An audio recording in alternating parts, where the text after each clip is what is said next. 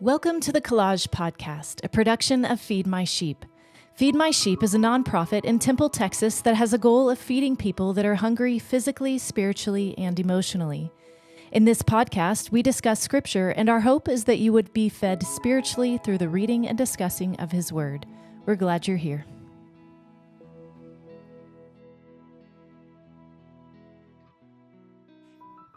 Welcome to the Feed My Sheep podcast. I am Karen Smith, here today with Jeff from Feed My Sheep and Roy from Impact, our regulars. And today we have Darren Reese from the Belton Church of Christ. He is the preaching minister there. He has a history of mission work in Thailand, is an author and a teacher at Abilene Christian. And we are glad for him to be with us and give his insight into the text. Today we are discussing the story of Jesus walking on water. So Roy is going to start us off reading from Matthew. Yeah, so we're going to read Matthew chapter 14, starting in verse 22 through 36, I believe. So we're going to stop, yeah. So immediately Jesus made the disciples get into the boat and go on ahead of him to the other side while he dismissed the crowd. And after he had dismissed them, he went up on a mountainside by himself to pray. Later that night, he was there alone, and the boat was already a considerable distance from the land, buffeted by the waves, because the wind was against it. Shortly before dawn, Jesus went out to them, walking on the lake. When the disciples saw him walking on the lake, they were terrified. "It's a ghost," they said, and cried out in fear. But Jesus immediately said to them, "Take courage. It is I. Do not be afraid." "Lord, if it is you," Peter replied, "tell me to come out to you on the water." "Come," he said. Then Peter got down out of the boat, walked on the water, and came toward Jesus. But when he saw the wind, he was afraid, and beginning to sink, he cried out, "Lord, save me." And immediately Jesus reached out his hand and caught him. "You of little faith," he said, "why did you doubt?" When they climbed into the boat, the wind died down. Then those who were in the boat worshipped him, saying, "Truly, you are the Son of God." When they had crossed over, they landed at Gennesaret, and when the men of that place recognized Jesus, they sent word to all the surrounding country. People brought all their sick to him and begged him to let the sick just touch the edge of his cloak, and all who touched it were healed. Okay, I'll be reading from Mark 6:45 through 56. Immediately, Jesus made his disciples get into the boat and go on ahead of him to Bethsaida when he dismissed the crowd. And after leaving them, he went up on a mountainside to pray. Later that night, the boat was in the middle of the lake, and he was alone on land. He saw the disciples straining at the oars because the wind was against them. Shortly before dawn, he went out to them, walking on the lake. He was about to pass them by, but when they saw him walking on the lake, they thought he was a ghost. And they cried out because they saw him and were terrified. And immediately he spoke to them and said, "Take courage, it is I, do not be afraid." And he climbed into the boat with them, and the wind died down. And they were completely amazed, for they had not understood about the loaves, and their hearts were hardened. When they had crossed over, they landed at Gennesaret and anchored there. And as soon as they got out of the boat, people recognized Jesus, and they ran throughout the whole region and carried the sick on mats to wherever they heard he was. And wherever he went, into villages, towns, or countryside, they placed the sick in the marketplaces, and they begged him to let them touch even the edge of his cloak. And all who touched it were healed. And I'll be reading from John 6:16 through 24. When evening came, his disciples went down to the lake, where they got into a boat and set off across the lake for Capernaum. By now it was dark, and Jesus had not yet joined them. A strong wind was blowing, and the waters grew rough. When they had rowed about 3 or 4 miles, they saw Jesus approaching the boat, walking on the water, and they were frightened.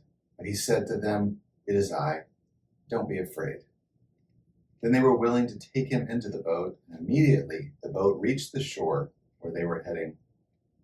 The next day, the crowd that had stayed on the opposite shore of the lake realized that only one boat had been there, and that Jesus had not entered it with his disciples, but that they had gone away alone. Then some boats from Tiberias landed near the place where the people had eaten the bread after the Lord had given thanks.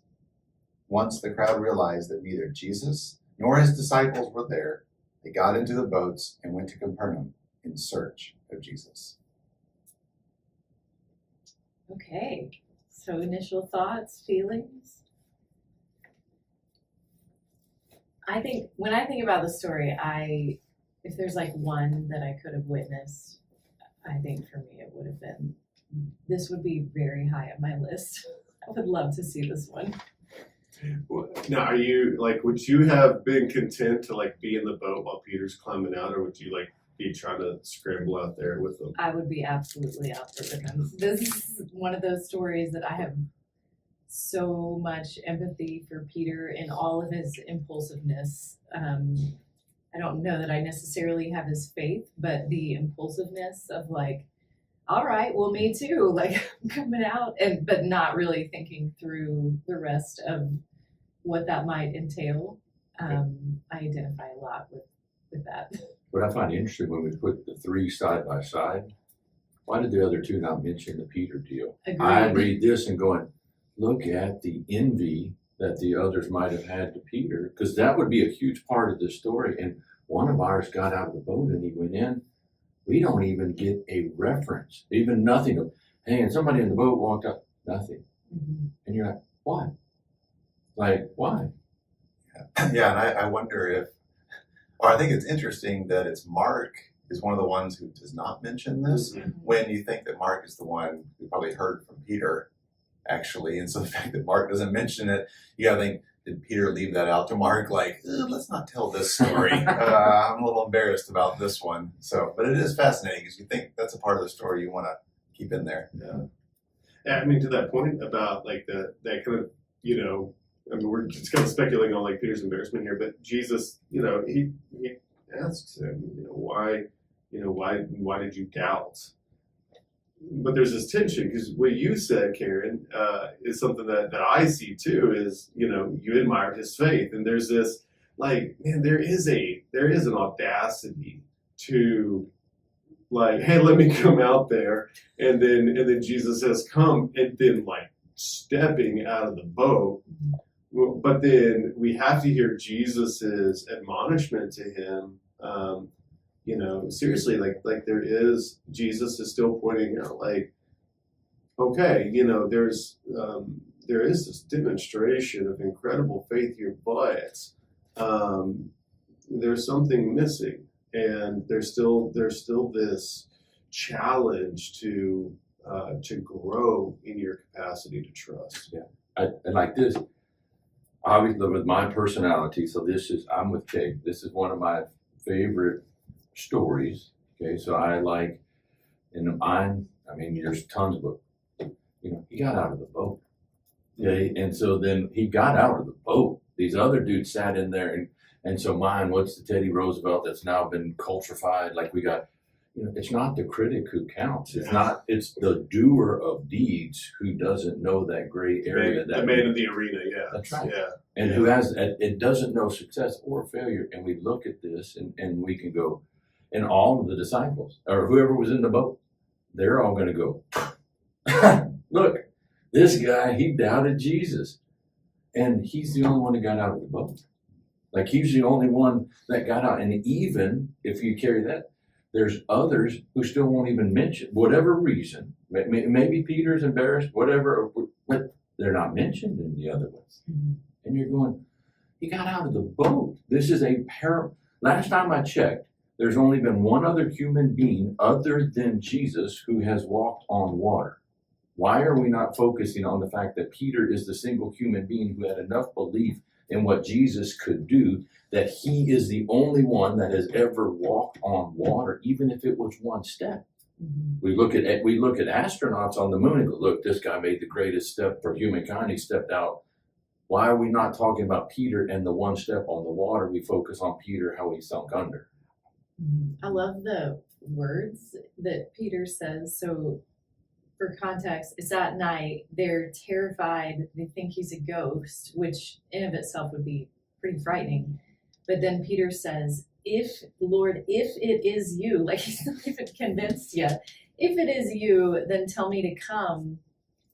But even just his like theology in that moment to say, if you are the one and it really is you and you're walking on water right in front of us, then I know that you could tell me and my body would obey and I would come out.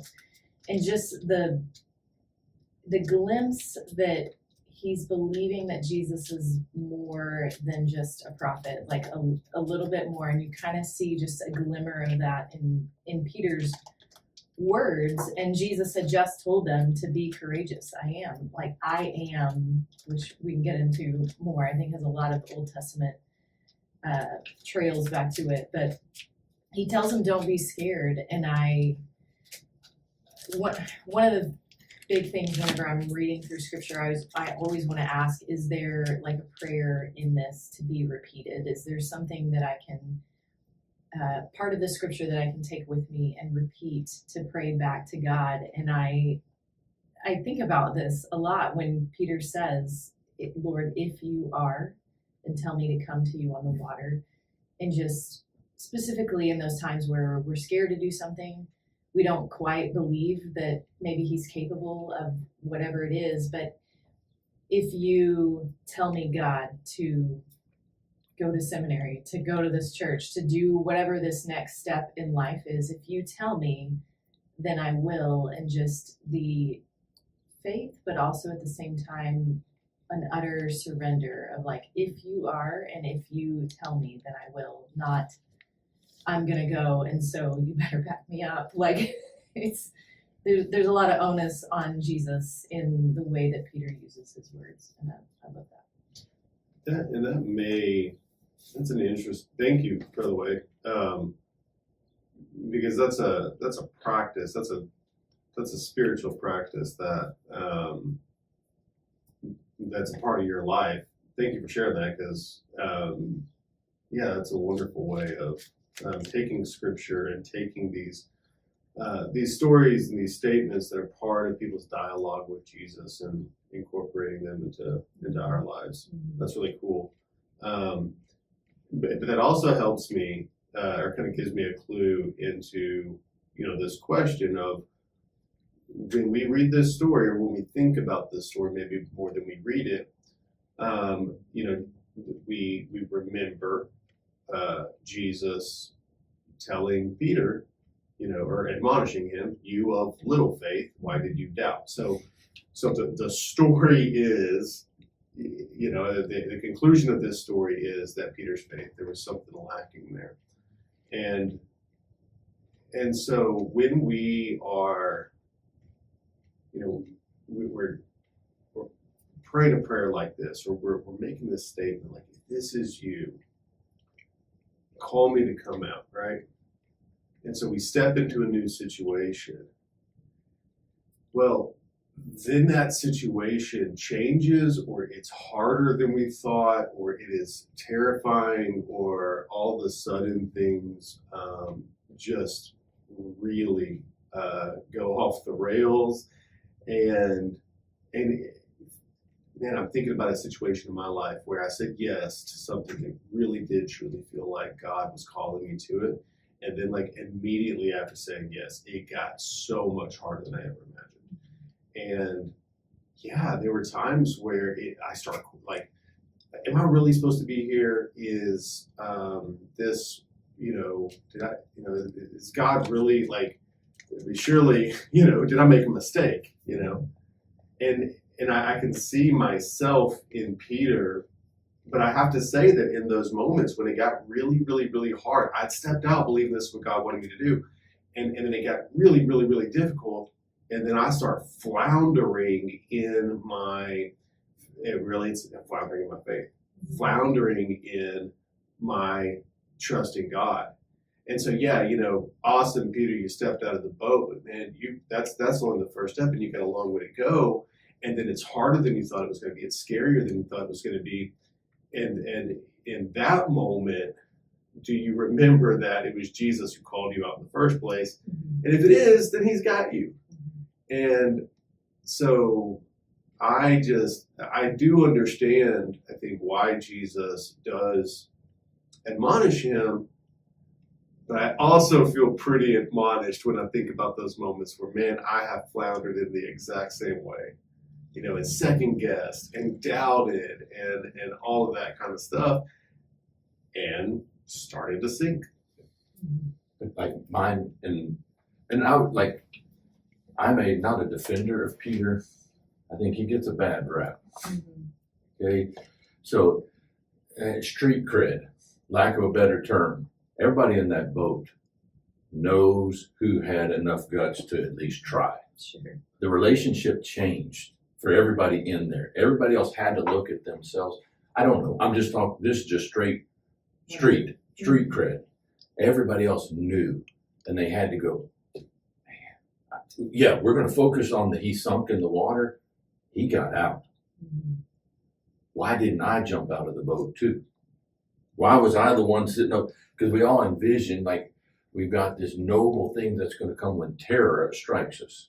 Mhm. I mean, or I don't know, we all do, but that when this horrible moment occurs, I'm going to be the one that steps up and the building's burning and I'm going to be the one that escorts everybody out, and they're going to look back and go, look, Kay saved everybody and sacrificed herself. But then we realize when the moment occurs, then you go, oh my gosh, I was a sheep like everybody else. Mhm. And then this one, you got Peter who he stepped out, and then so there is teaching in that. Like, so coaching 101, Jesus probably was, I don't know what he was doing because I'm not going to speak for him. But when you're coaching, you're waiting for one player to do something, either a mistake or something positive, so you can teach the rest. Mhm. And so he had the opportunity, and he knew who was going to step out or whatever, because he's got this cool deal being all-knowing, okay? And so Peter steps out, and he can teach all of us still. Yeah, and I think that's an interesting connection to when I look at Matthew's gospel, being the only one that has this story about Peter, I start trying to make connections and figure out maybe why that is. And one guess is you get this connection with the story of Peter walking on the water and the resurrection and the Great Commission, because you have this one word that only shows up 2 times in the entire Gospel of Matthew, and that is doubted. Hmm. It shows up here and it shows up there, because in the Great Commission scene, it says the disciples went to Galilee to see Jesus where he told them that he'd be. And when Jesus walked up to them, some worshiped and some doubted. Hmm. And then Jesus says, therefore, all authority has been given to me. Going, make disciples, and then I will be with you always.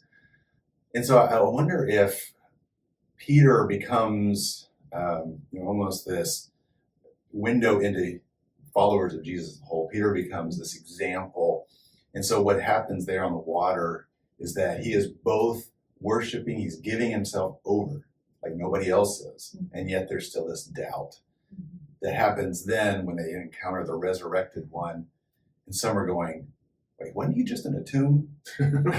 And wow, I'm going to fall down. While others go, wasn't he just in a tomb? I'm not sure about all this. And so same way, Peter's like, he's walking on water. I'm walking on water, but this is water, And so that word there that says doubt, is probably closer to something like wavered. Not doubted the existence of something, but I wavered in the moment. And so just thinking about that connection between those 2 stories might be an explanation why Matthew has it here, because in this moment, we've seen Jesus, somebody steps out in faith, but they waver. Jesus is there and takes Peter, says, I got you. Surely this is the Son of God. And then in the end, this one is there, and some worshiped and some doubted, and he says, I will be with you. This is the Son of God. And if you thought you might believe that because I walk on water, what about now that I've been resurrected? I love that. taking the Peter part out of the story when I think about Mark. So we've talked, I think, a little bit on this podcast about Mark has what's called these like Markan sandwiches, where it becomes really important to see what is the story right before this, what is the story right after. Is Mark telling a greater story by subsequent stories together? And in this portion of Mark, you see the crowds, Jesus showing who he really is to the disciples, and then immediate crowds again. It's interesting to me what you just said about seeing Peter in that way of like the crowds are impulsive in many ways. We talked a little bit about that last week. I mean, they're running, they're in my mind. Okay, so this week I'm a huge Swiftie, and this week Taylor's concerts got canceled in, is it Denmark? Vienna, that's right. Yeah. In Vienna. I know. Sure. It's Vienna. There Anyway, was talk of a terrorist plot. yes, so it got canceled. Tons of people are really upset, and there's been all these like pop-up crowds through Vienna of women singing Taylor's songs. But then there was this one spot where I think Taylor was found and came out, and it like hundreds of people in minutes because they found her. And I think that is a little bit like this. Like Jesus has this reputation, and the crowds are like, oh man, he's coming here. And they're running just unabashedly. Like we talked a little bit about that last week. Like, I don't have food with me. I don't have lunch, whatever. I'm running to be where he is. But they're also maybe doing it in such a way of like, what can he do for me? I need to be healed. I have a brother that needs to be healed. Whatever it is, it's they're not seeing him for who he is as the Messiah yet. It's just what can he heal? What can he do for me? And then Jesus, in the middle of this sandwich, is showing his disciples, I am far more than the prophet, than the healer that these crowds see. Like, I rule these waters that I'm walking on right now. I am the creator. I am over all of this. I am the I am. I mean, he references that. I do think that's referencing back to the Old Testament and the burning bush, and that would have jarred their memory of, wait, is he saying that? Is that what you're saying right now? And he's revealing more of him being the Messiah. And then you go back to crowds again that are just like, can you heal us? Can we just touch, if I could just touch the hem of his garment again, which are not bad things, but I think in these three stories together in Mark, we can look and see this greater picture of Jesus as revealing, I am more than just a healer. I am the whole Messiah that is coming. And I think Peter's story does give us a little glimpse of that, of maybe a contrasting with the crowds, of where the crowds are just, in some sense, they don't have a lot of skin in the game. Like they want to be healed, they need things from him. But Peter, as a disciple, is willing to give up a little bit more, whether it's pride, shame of, I'm the one that tried, and you could look at it as failure. I don't see it that way, but he's willing to give up whatever that is, or even the possibility of drowning. I mean, he still said, if it's you, if it's not, and it is some weird ghost thing, then, it might be a bad day for Peter. But I just love that juxtaposition of Peter and the crowds, and Peter showing us a little more of a glimpse of what it is to be a real follower of Jesus, and what are we, in a sense, giving up, whether it's pride, the people in the boat, what do they think? Oh, here goes Peter again, like trying to be a leader or trying to, show us how it's done or whatever. I don't know Peter's heart in that moment. I don't know if it was like, oh, I'm going to show you boys up and step out, or was he realizing, and pieces and bells are going off in his head of, oh my gosh, is he the one that created these waters? Then I'll do anything to be next to him in this moment. I I think it's really important that when we're reading, and by the way, you recently preached a fantastic sermon about this, about not, there's a lot that the text doesn't say, and therefore it leaves it open to, our interpretation. We do not know Peter's heart motivation. The thing though is, I know my heart and my motivation, and so when I think about it, like I imagine myself, why would I have stepped out of the boat? And I think I know myself well enough to know that there would be more at work in my brain than just faith. Like if I were, and especially if I were the only one, there would be, there would be a mixed bag of motivations there, and I some of it would be faith, obviously. I'm not going to do something, just extremely reckless. But maybe some of it would also be that, like, a little bit of that, like, hey, watch me, I gotta, hey, look at me. I mean, I know my motivations. And so, if I were choosing how to teach this, like, I wouldn't, again, it's really important to be careful to say, the text does not say this. Right.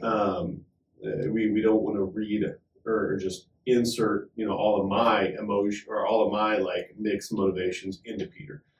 But maybe that's why I love this story so much, is that it allows, like, this story reads me as much as I read this story. It challenges me to think about, when I step out on faith, when we use that phrase, like, I'm going to step out on faith here.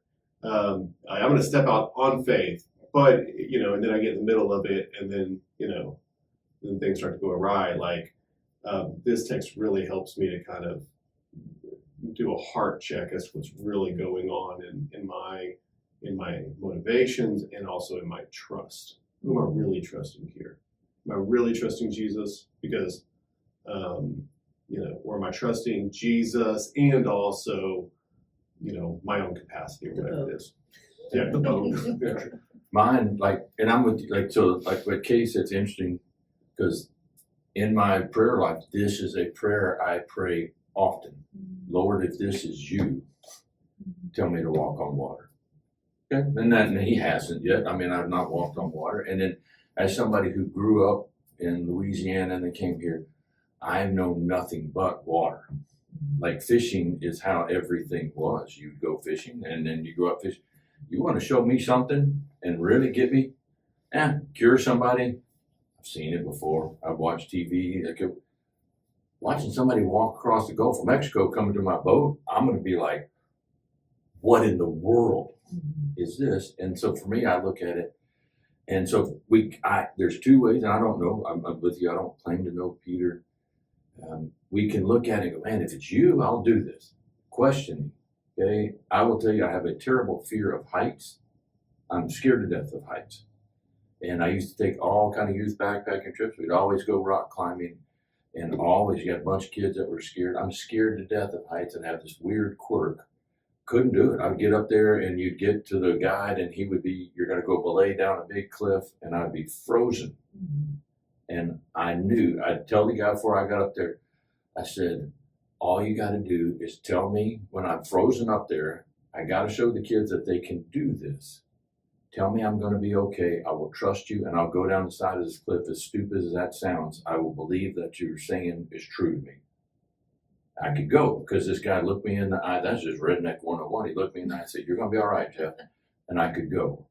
Like this one, I don't see it as he's down. I'm going, it is truly going, I'm all in on this deal.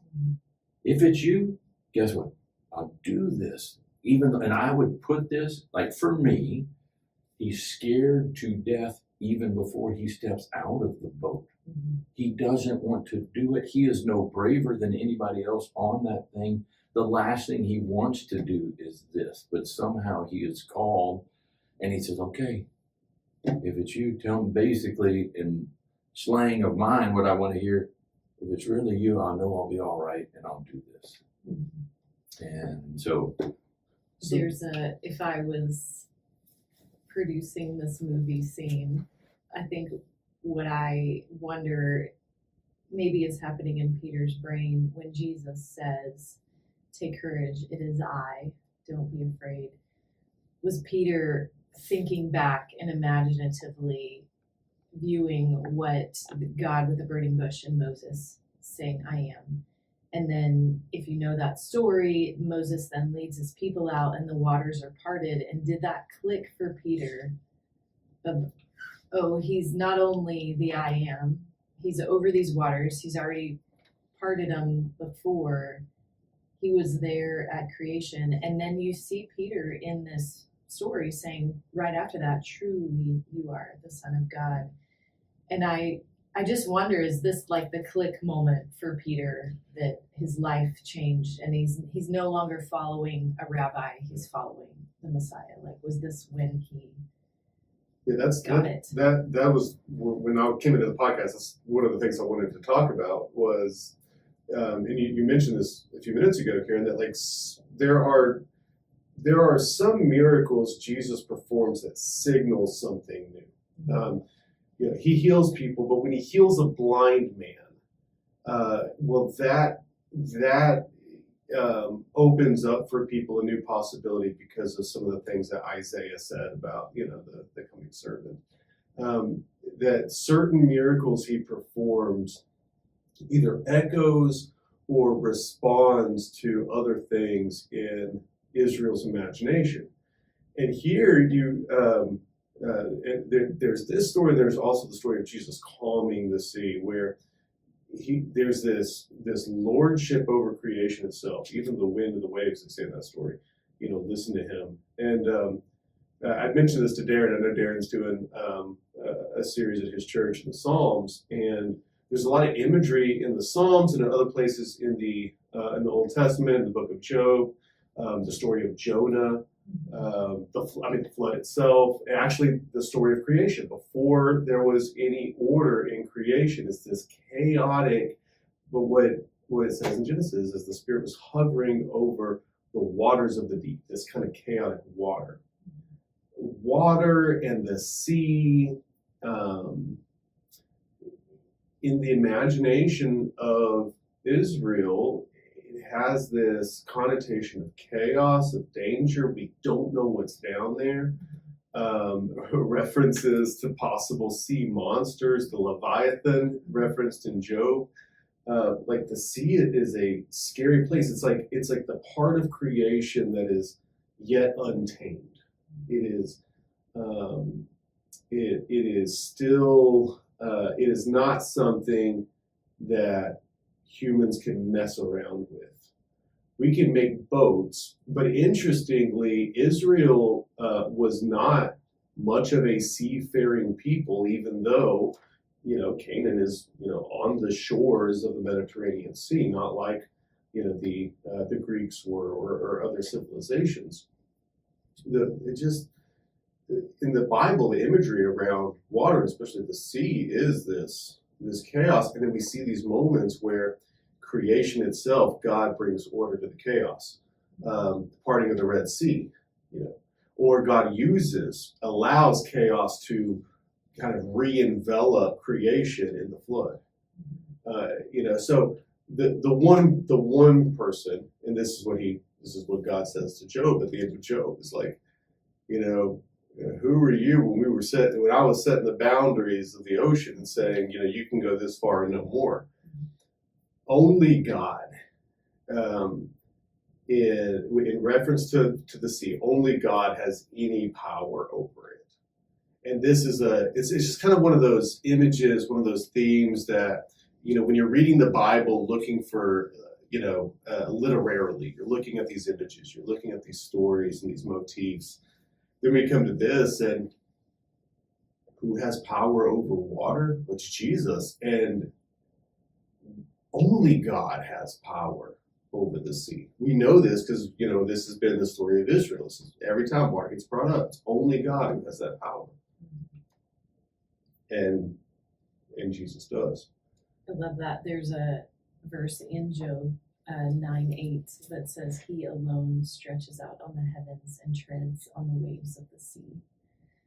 And I brought that and written it down coming to this. I love that, seeing how, yes, just the motif of water. And when you look all through scripture and you see ways that God says of the water in creation, this too. Like I'm over this too and this too. And I think we can take that on a broader spectrum, even if it is places that we're doubting. Like, I'm not sure, God, if you're the one, but if you are, then call me out there. Or whatever place that we might be afraid to remember this too. And this water for them was some of the scariest stuff that they'd ever known at that time. And it was not a place of peace at all. But I see God, and even Job pointing back to that too, Yeah. that part. So whoever wrote Oceans, I don't know what group it is. I think it's Hillsong. Yeah, Hillsong maybe. Like, yeah, you sing that song in church, and yeah, it's pretty. It's really well written. Like, I mean, I really, I kind of like singing it. But why are we singing about oceans? And actually, this is why. Like, it's a pretty scripturally astute song. Let me ask, so like, not to change gears at all. What does this story tell us about the others that just stayed in the boat? I mean, we look at Peter on this. Did they do anything inherently wrong by not stepping out as well?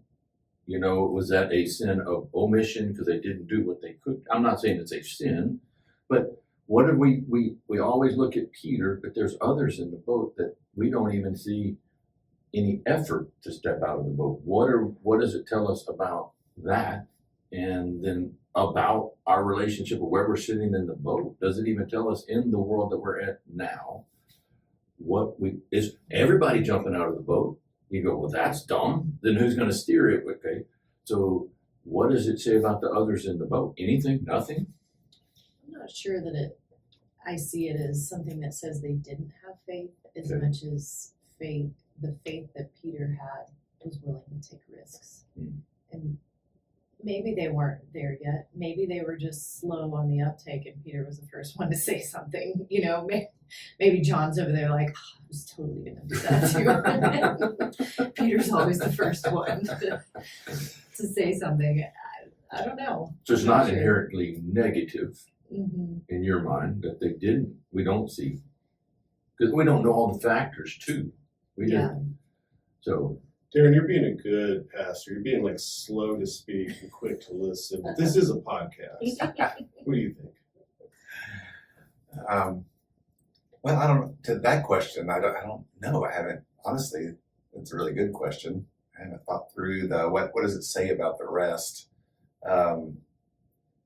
So I'm going to keep thinking about that one. I'm going to be a good pastor and keep thinking about it, which might come back, but it might come full circle to that. But I have a couple of questions that I'm curious what your responses are. Because I love this story and these three accounts of it, but I have questions. And one, when you first asked, like, what's the reaction to this when you read these three stories? Honestly, one reaction is Matthew's version. Okay, as they say, that'll preach. Because Peter's getting out on water and we got all this stuff. Mark and John, to be quite honest, when I read them, I even think about this when I was a kid and I read these stories. I think about all the things Jesus did and I'm like, okay, that was a miracle. He fed 5,000 because they were hungry. Oh, that was a miracle. He healed a blind person because they, all these things Jesus is doing is like helping people, restoring relationships. This is the one where I'm like, is Jesus just showing off? I go, cool. I can walk on water. What is happening here? So I look at Mark and John's accounts and I'm going, what's happening? So Matthew, I can dig into deeper. Mark and John, so I'm like, what is happening here? And I do wonder if it is this idea of what water and the sea represent, And so I think Mark and John, maybe we could play with that what Jesus is doing is showing this authority, like in the creation story. The Spirit was hovering over the chaos, the seas. and then now this is Jesus. And so that's where I probably would go. But it is interesting because it feels like the rest of these are about restoring things. This is just Jesus showing kind of a cool trick. But the other part of it is in Matthew's version, the way we've been talking about Peter and the fear and all that. I will say it strikes me as odd, to be quite honest, that Peter, when we tell this story, we frame it as Peter gets out and he's walking on the water and becomes afraid because he might drown. This is a fisherman. Mm-hmm. Yeah. This is his place. Mm-hmm. He's not, I don't think he's scared, or else he wouldn't make it his trade. And so here he is. And Matthew is the one he doesn't really say the sea was rough that day. John does. But Matthew, when you're reading Matthew's gospel, it says the wind was blowing, made it hard to row. But this isn't when Jesus calmed the storm. Mm-hmm. They're just going. Okay. So I look at this when Peter steps out, and maybe it is that he's afraid he's going to die. And that's where his doubt comes in. But I wonder if that's it, because I think he can swim. I mean, do you become a fisherman if you can't swim, if you're afraid of drowning? I don't think so. So I don't know if that's it. Maybe it is, but I don't know if this is it. But I wonder if it's when Peter gets out and it says, come to me, and he gets down on the boat, and he walks on water, and he came towards Jesus. But when he saw the wind, he was afraid. Maybe it's that he's afraid he's going to drown. I wonder if it's also, the emphasis here is that he was focused on Jesus, and when he saw something else, when he was distracted, things all of a sudden, he starts to sink because he's not focused on Jesus. Because the fear in this story is, who is Jesus? Is it a ghost? The fear is not the sea in the moment. The fear is, who puts this thing on the water? And so we're answering that question. And so when Peter steps out, it's because, if you are, I am. But when I get distracted, and now I need somebody to save me. So I don't have any real answers to that, but it always strikes me as odd that we frame it as, he's going to drown. I mean, maybe, but I tend to think he probably could swim. So what else is going there? And I wonder if the focus here is the coming and the following of Jesus, and then the being distracted and looking elsewhere. That's where the problem is. I don't know. No, that's very That'll interesting. preach. Yeah. Yeah, that'll preach. Because like that, now with it on the flip side, so like I would agree 100%. Like, so I grew up, my dad can't swim a lick and fished his whole life. So if he ever fell out of the boat, I watched him go to the bottom one time. And so I stand corrected. No, wow, that's but awesome. no, it was absolutely absurd to me. Like, absurd. How can you do this? But interesting to me on that, and I've always thought that it was the intense focus. It's not the waves that were the issue. But he took his eyes off of the singular deal, and he then noticed how risky and dangerous it is. And so like that, I'm going, that was not his mistake, but we all do this. He had the faith of going, okay, I don't even know what in the world this is, but if you tell me it's you, I'll do this. Okay, well then that's anybody who's had a calling that made no sense to anybody else. They would go, I don't know, but I just knew it was Jesus. And then we go and we do this thing. And then what do? We take our eyes and look at all the things. And like this, that's even better if he could swim. What do you got to be afraid of? The boat, he took 2 steps. He's from here to Bobby from the boat. Okay, and we know it's rough, but okay, you're not going to not get back in the boat. If you could swim, what in the world do you have to be scared of? You've been in the water your whole life, but then he's terrified because the weight, they're big. We've all been in Slitterbahn or whatever. We get in that little ride and the wave comes over us and you have that momentary, oh my gosh, I'm going to drown. No, you're not going to drown. Well, I mean, every now and then it does occur, but okay. But it is not that. It's we look at the things that are the obstacles, and our fears can overtake us, and they become bigger than what they even needed to be, because if we ever took our eyes off I mean, like, I don't care, like in birth, what do they, you want to look in these moments of great pain, just intensely focus on something very positive. The husband that's right there with you, that's looking in your eyes going, you're going to be all right. He doesn't. You can have that. You take your eyes off of that and you look at the sterile environment you're in, you're like, oh my gosh, this ain't going to work. So I have a frivolous question. Me too. I'm just curious. All right, so we can do a couple of frivolous questions, then maybe we can land on our so whats. But one of my frivolous question is this: apparently, in like, I think sometimes people try to look at the Bible for a clear picture of what the spiritual world is. Okay, so we believe in a spiritual world with angels and demons because we see those. What do you guys make of the fact that the disciples apparently in their imagination is the possibility of wandering spirits and ghosts and things like that?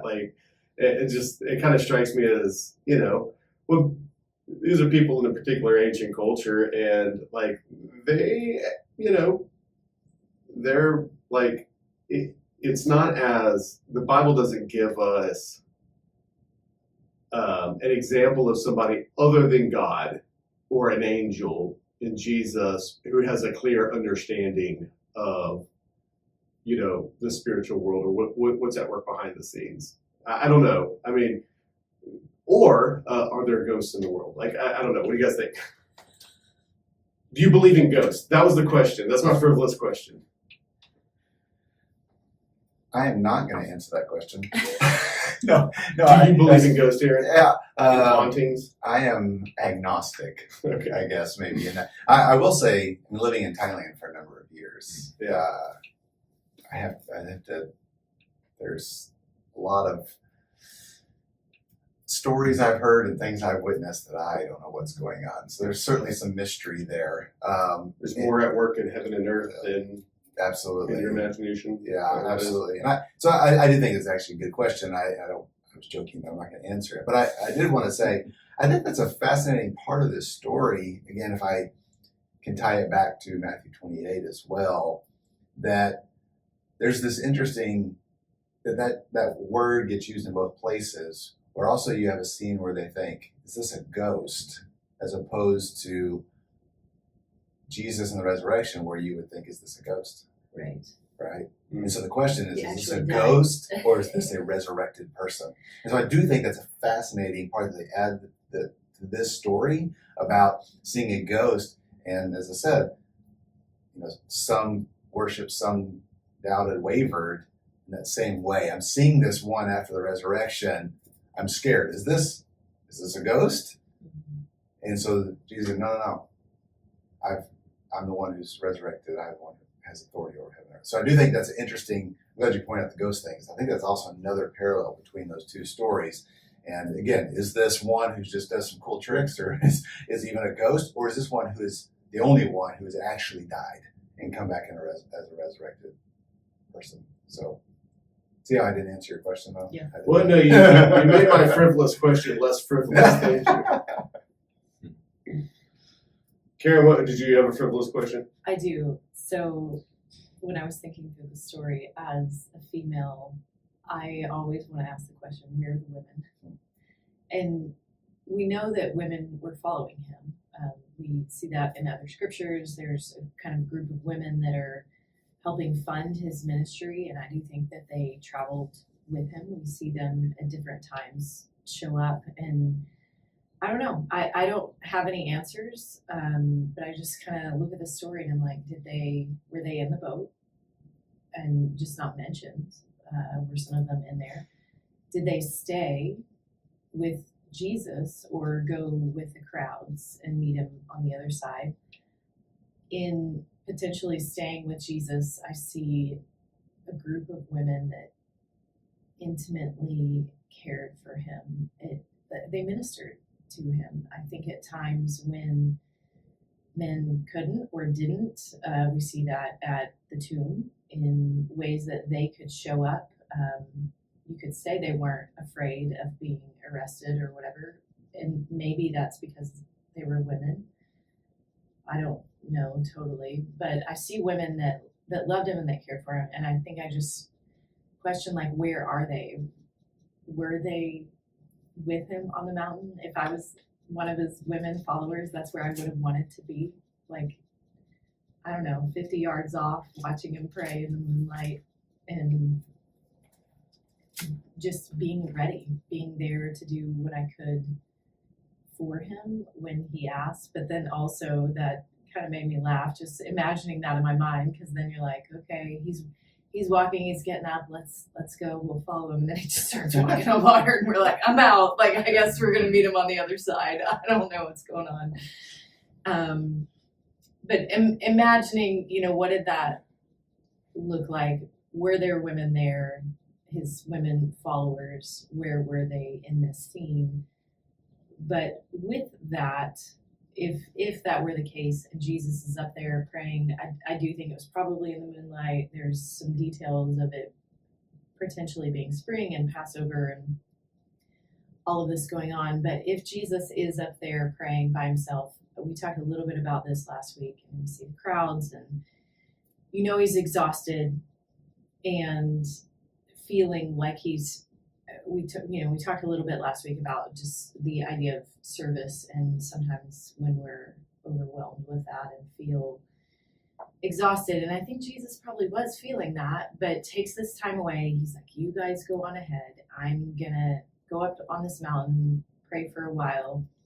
And I wonder if he looked out and saw this wind or whatever, and once again had compassion on his friends out there in the boat. We do know there was, at least wind and some waves, and just that showing us so much the heart of Jesus in a moment when he's again trying to get away, to take a breath, but now it's his closest, and he looks out and once again has compassion.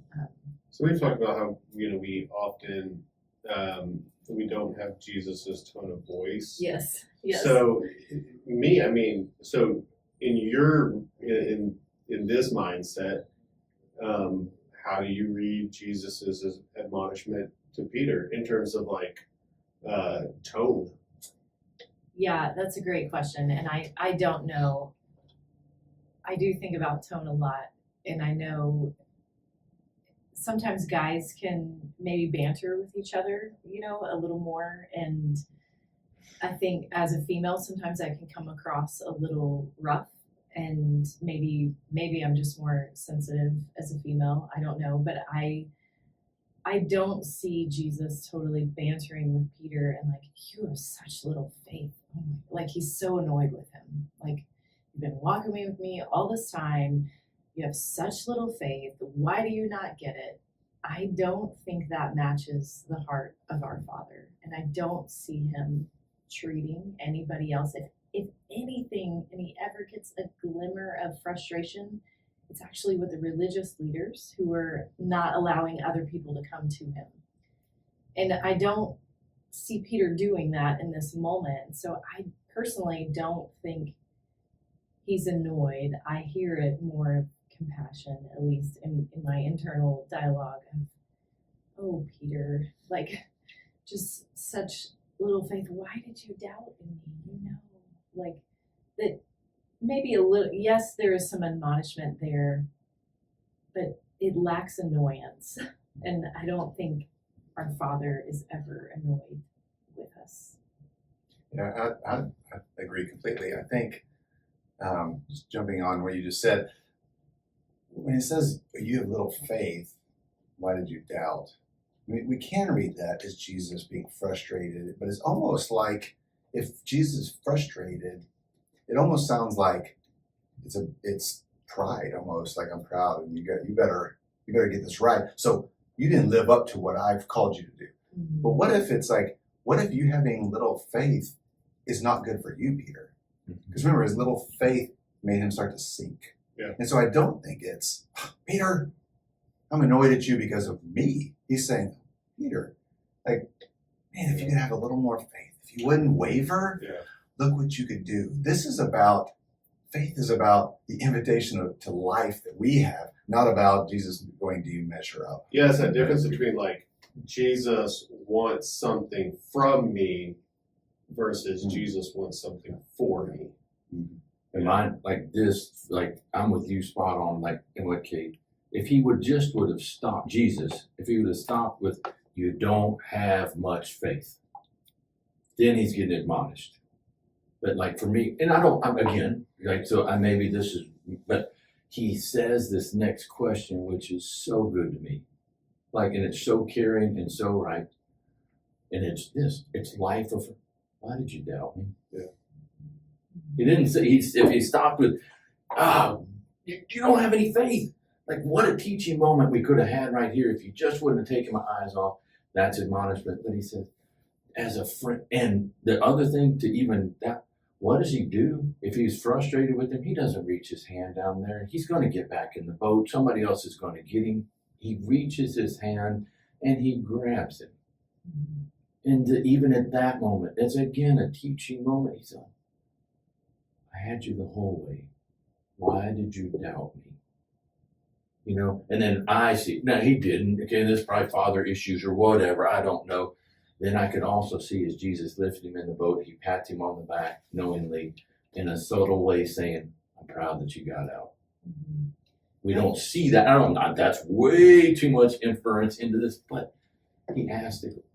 And I see it as a soft, why did you doubt? And it's because there's life abundantly if you just focus on me. You were so close.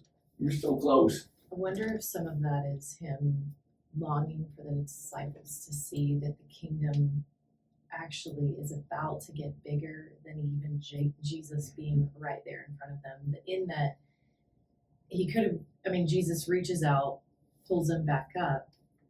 Soon, though, we know the rest of the story, and Jesus physically won't be on the earth anymore, but him, in a sense, still saying, I rule these waters. I, 5 years from now, you're going to be on this lake and the same storm's going to come up, and I rule these waters. Whether it's right here, right now, and I pull you back up, or it's in the future, but the kingdom is bigger than my physical body on earth right now. And I wonder if he's just longing for them to have the faith in the kingdom that is coming. We talked a little bit about that on this podcast of these, the leaky kingdom coming in, and it's leaking through the ceiling, and they're getting pieces of it more and more, and they're like, oh, this too, and over here too. And in some sense, this is like a whole giant hole in the ceiling, and Jesus is like this too. And one day I, in the physical body, might not be here, but I want you to remember that I'm over this too. Please have faith in the kingdom that is coming. So any as we wrap here,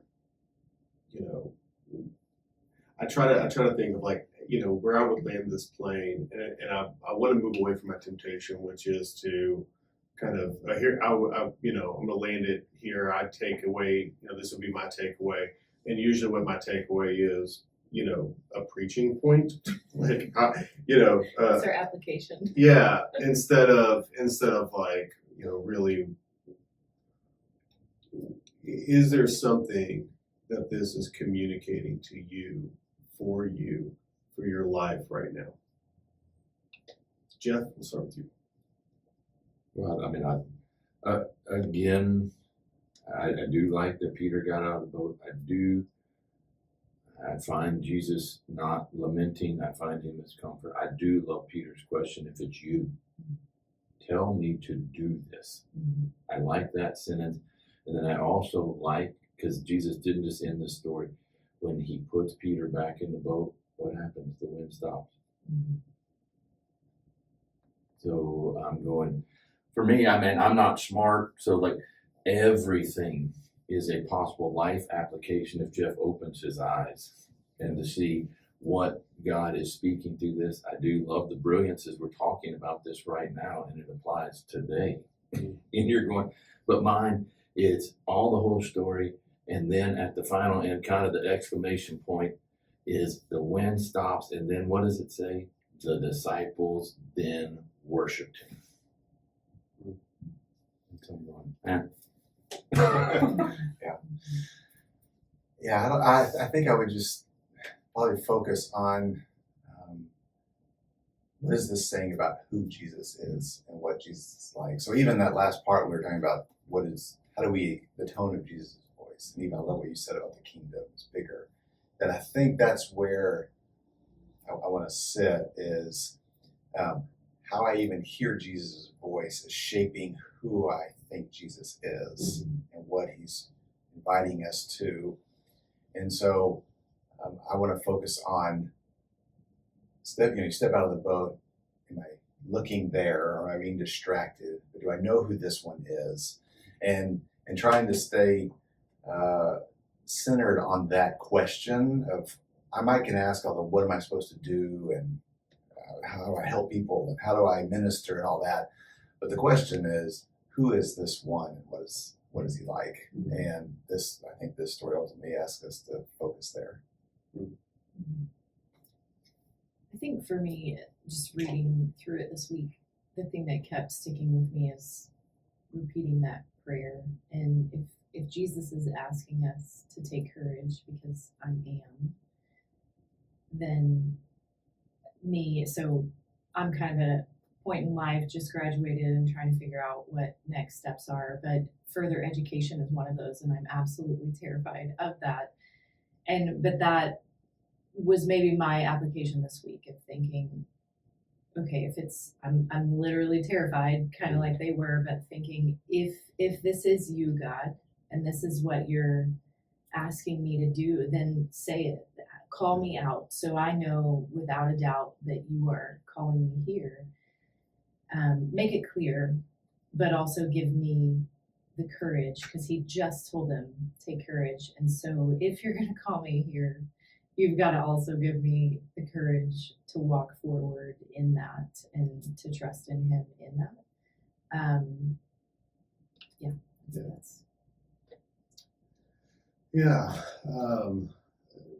think just in general, like the safe place to be isn't back in the boat. It's actually where Jesus is, even though that's the scarier looking place.